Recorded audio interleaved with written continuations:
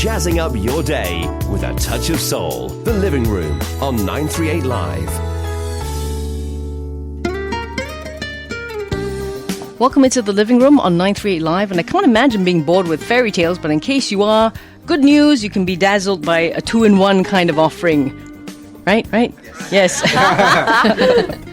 Oddly enough, 2 fairy tales in one is the hope of iTheatre's new one called The Ugly Duckling and The Frog Prince. Yes, it is. Yeah, we're all scratching our heads. What are the two going to be doing together? So it's Hop and Honk, The Ugly Duckling and The Frog Prince, the musical, right? Yep. So Brian, thanks again for joining us today. We're all friends. We should really stop meeting like this. People talk. So why on earth 2-in-1? I mean, are things not challenging enough at iTheatre that you wanted to challenge yourself even more at this stage? Well, pretty much, yeah. It just seemed like a really good idea because we realised that both of the stories are set near a pond. They both involve transformations. And it was just a question of what would happen if the ugly duckling did meet the frog. Brian's the director of this, and also you put it together, the story? Yeah. Were you bored with the fairy tales? Is that one? Not exactly bored, but it was. Yeah, it just really came from those questions. What would happen if the two met? And also what happened to the ugly duckling? We've always wondered when she decided to run away. Exactly. And why on earth did the Frog Prince become a frog in the first place, right? Yeah. So will those questions be answered? They will, yes. We went back in time to find out exactly the very first connection between the frog and the duckling, which is quite surprising. How do you find stuff like that out? Historical records, I mean. You ask the question, what if? Because it's a fairy tale, anything is possible. And you just say, well, what if this happened? Then you have to work out, well, logically, this is how it would work out. Logic according to whom, really? We have to ask the Wizard of Oz. Yeah. Maybe he has the answers. Well, we decided that magic is involved, so we brought in a witch who was the person responsible for somehow transforming the frog. And then we said, well, what if the ugly duckling's egg was somehow connected with the Frog Prince? Because the egg was taken from its nest and placed in a duck's nest. Who did it and why? Right. So it was a little bit of a mystery revealed. Each step was another small mystery revealed. And so you'll find out quite a lot of those mysteries being revealed. And also following the rules of fairy tales, things like True Love's Kiss, all interwoven into this. And also we wanted to look at how do you see somebody who is different? Are they ugly just because they're different? They have a different skin. They have a different feather from you. Well, they're slimy. Yeah. With us as well is the cast. Tianzhou, Ethel, Winston, and Daphne. Who plays what in the whole thing? Well, hi, I'm Tianzhou. I play a multitude of animals. Okay. Let's list them off. Caterpillar. I start as a duck, and then I become a frog, and then I'm a weasel. Yeah. Oh, okay. That sounds like a completely different story. What about you, Winston? What role are you playing? Oh, hi, I'm Winston. I am playing the Frog Prince. Ah, okay. So Ethel? I just play one animal. I'm the ugly duckling. Oh, you got off easy, didn't you? Yeah. And then Daphne? I play 4 animals. The first one's a human. I play the princess. And then I'm a duck, I'm a frog, and I'm a swan. Wow. Okay. I'm a bit confused, but we'll get to it. So how do you go about preparing for a roles like this? Tianzhou. Well, get into the mindset of a caterpillar. No, you're not a caterpillar. Actually, we before we started actual rehearsals, we actually had a short workshop with somebody else to try to find the so-called the body of the animals that we're playing. So you'll have to be moving in those, ways. Not as a total exact replication of the animals, but some semblance of it, because after all we have to sing and dance and jump around, so that could be quite challenging though. I mean, it is, flapping non-existent wings and whatnot. We're professional, you see. Of course. even if we can't do it, we have to act like we can do it. Right.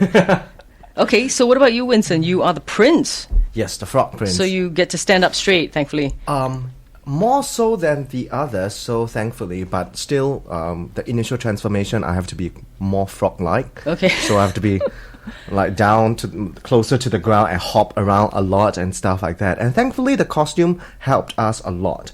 So we have flippers for feet and stuff like that. So that helped us with. That's odd. I'd imagine it'd be more encumbering, difficult to get around. It is. It's a full body thing, right? No, but we are not doing a mascot type. We just have wear the hint feet. Okay. of the Hints of- type of animals and stuff like that. But we're pretty much still humans, but with animal influences. Anthropomorphic. Yeah. Okay.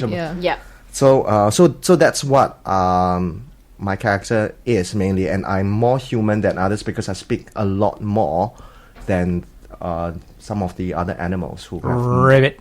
Yeah, I speak a Yes. lot of ribbit, and because I'm also a frog and a prince. So, Right. So that's why I have A frog Okay. and a human. to So juggle for the between ladies, both. we've got Daphne, who's juggling quite a number of roles as well. Well, let's talk with Ethel first. So you're just the princess, so that's okay, right? Oh no, she's the princess. Oh, she's I'm the princess. The ugly duckling. You're the ugly duckling, right? So, help us envision it a bit. So it's not a complete what Winston called a mascot type of thing. So not full suit. So yeah, we're not talking. in mascot outfits. So what Basically would our- a duckling wear? Sort of a white T-shirt Well, with feathers? I don't know. There are like hints of feathers, hints of like fur. There's a little like duck butt sort of sticking out at the back, But Are you then- wearing pants? You notice how Donald Duck doesn't wear pants. Are you wearing well, we are. I mean, we're wearing pants to protect our modesty, firstly, because we'll be doing dance moves, and you don't want to see anything flashing anywhere. So It would be a there's different that. rating too. Yeah, exactly. I mean, we have the freedom to move, but there are hints of the animal parts sort of in bits of our costume here and there. But it's quite free. We're mobile, definitely. How we How about a adopt, bill for the duck? not Not quite. quite. It's our Okay. faces, but we've got like headdresses and things. So when you look at us, you definitely know what kind of a creature we're supposed to okay, be without entirely being the animal itself. Right. Okay, that sounds pretty good. We're going to find out how rehearsals have been going so far. We're talking about Hop and Honk, the Ugly Duckling and the Frog Prince. It's iTheatre's new one. It's sort of a 2-in-1 for our fast-paced society. Who has time for 2 fairy tales? Let's just go with a 2-in-1 at the Drama Centre Theatre starting 29th of October. Ticketing details in a bit. Stay with us on The Living Room. The Living Room on 938 Live. Time now to rejoin The Living Room on 938 Live.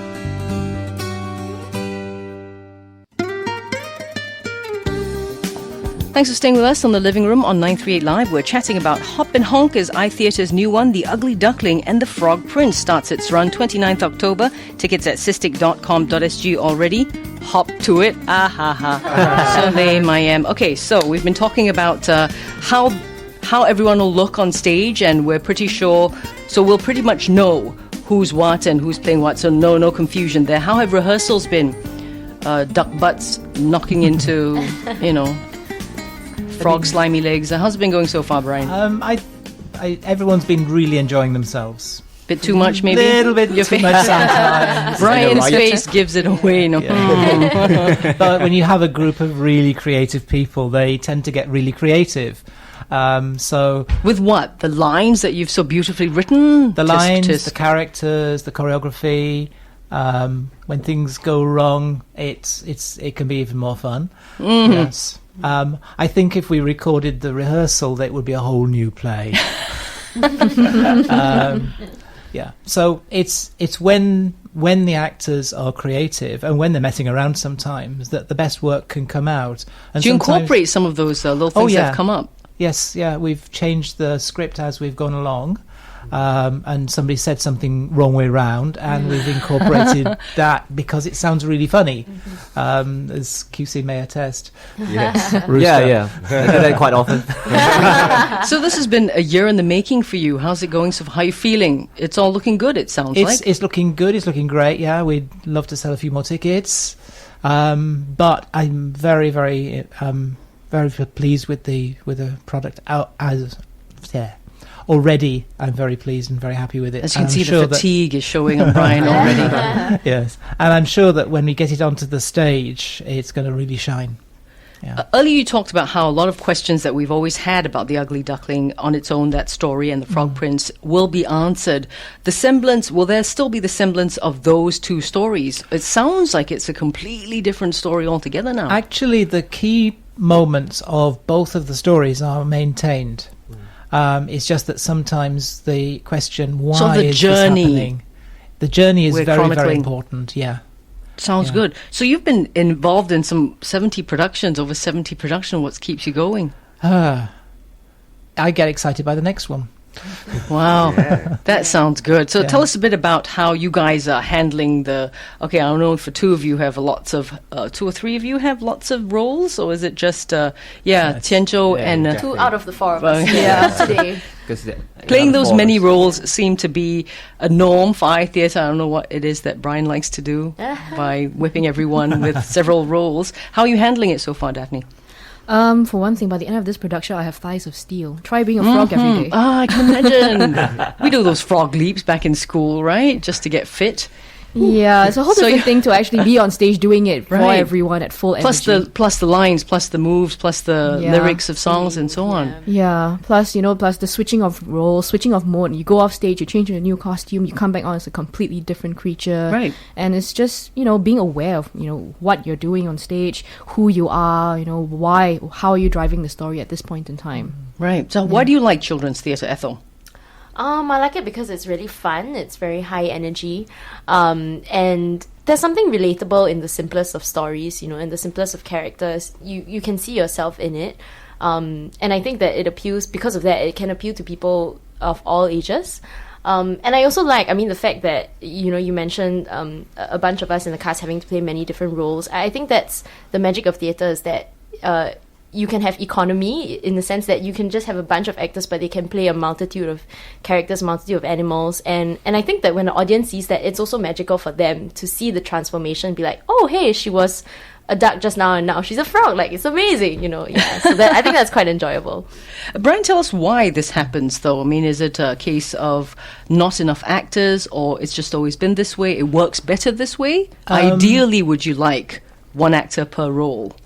I'm not entirely sure whether I prefer one actor per role or the multi-role, because multi-role means that we are showing the magic of theatre to the audience and showing them that a performer can be more than just one character, one persona. And I think quite often you watch the television and you see one character, and talking to children, sometimes they believe that the actor is the character. So when we show on stage that one actor can be 4 or 5 different characters, it kind of breaks that mold, and it shows off the actor's skills. But because kids relate that way and connect with one person playing this character, are there concerns you might confuse them? Hey, she's the duck. What happened? She killed the duck and has now become something else. Do you know what I mean? Yeah. Well, no, I really don't get worried I think we about that, underestimate kids. Maybe I have. I think that sometimes we do, yeah. For this production, we are actually taking some very serious moments, and we're taking some very light moments, and we want the actors to really shine and to show their skills in that. And to give them a range of different roles gives them opportunities to show many more of their skills. And also, I think it makes the theatre richer, because if you just have one actor, one character, it can get a bit boring. And boring seems to be the theme. In case you've been bored of fairy tales, I'm not sure how you could be, but in case you are, iTheatre presents The Ugly Duckling and The Frog Prince together. So it's sort of it's not really a double bill, it's a 2-in-1. It's a mashup. Yeah, we're Buy in one, a get one mashup. Sounds good, sounds good. A big thank you to Brian, who's the director, Ethel, Tianzhou, Winston, and Daphne for joining us today. Do get your tickets at cystic.com.sg. Curtains go up 29th October. Hop and Honk, The Ugly Duckling and The Frog Prince. Thanks, guys, for joining us today. Thank you. Thank you. Looking at life from a different perspective. The Living Room on 938 Live.